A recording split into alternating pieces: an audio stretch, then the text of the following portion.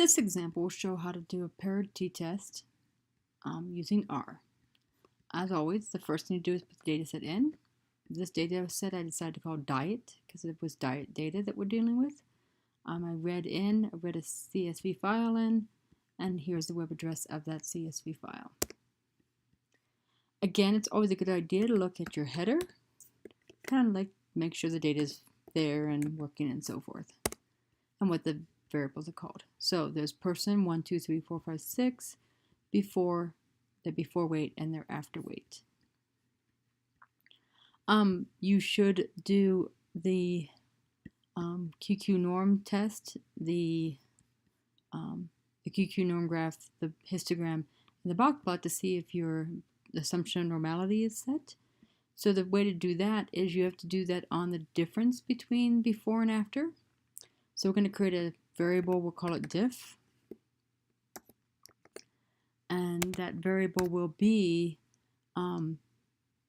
diet before minus diet after. And again, remember, diet is the name of the data set. The $sign says we want to use the variable before, and then data in the variable after. Again, nothing seems to have happened. If you want to do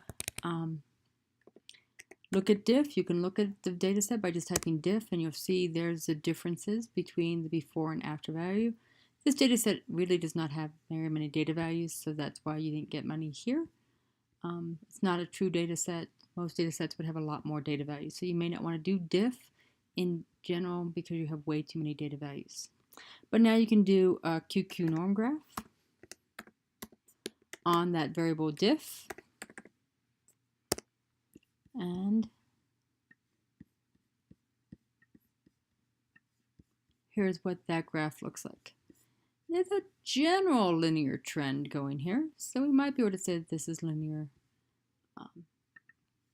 The next one we'll do is a histogram. So that's a hist of that variable Diff that we created. And this isn't a data set. Diff is not a data set, it is a variable because it took the variable before and subtracted the variable after. So that's why you don't need to worry about the $signs here because it is itself a variable. And so then we do the histogram. And this is what the histogram looks like. Because there's only 6 data values, you can kind of say that it might be bell-shaped. There's this gap here, but otherwise you got a peak in the middle and 2 ends. And then the last one is, let's look at a box plot. So box plot of Diff.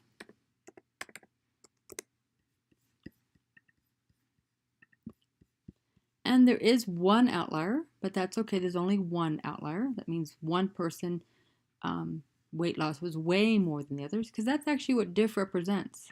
If Diff is before's weight minus after's weight, it actually is the weight loss that you had. All right, so now we're ready to do the actual t-test. And in this, it's always t.test. And then you're going to put your first variable, which our first variable is in the data set diet. It is the variable before. And then we're going to put our then a comma, and then our second variable is again in the data set diet, and it is after. And then you put a comma, and you want to say this is a paired test, so you need to tell it paired equals true.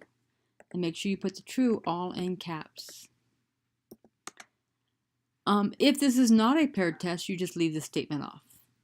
And then we need to figure out what our alternative is. If your alternative is not equal to, you leave this statement off. But since our alternative was greater, we want to know if they actually lost weight. You're going to type alternative equals, in quotes, greater. And that's it. You hit enter, and you get your paired t-test. This is the output from it. It is the data before and after they're telling you. Your test statistic is this number right here. These are your degrees of freedom, which is how it calculates your p-value, and this is your p-value. Remember, this is 6.955 times 10 to the negative 6th. It tells you that you did an alternative hypothesis true difference in mean is greater than 0, which is what we wanted. So always check this statement. That will tell you if you made this statement here of alternative equals greater correct. If this statement says something different than what you wanted to do, then might check this and make sure you typed everything correctly. It gives you a confidence interval. We don't need one in this case, but it gives that to you, and it also gives you the mean difference. So in other words, the difference between before and after that difference, this column of difference, would be your mean of those differences. And there's your confidence interval, your hypothesis test, and now you can finish the hypothesis test.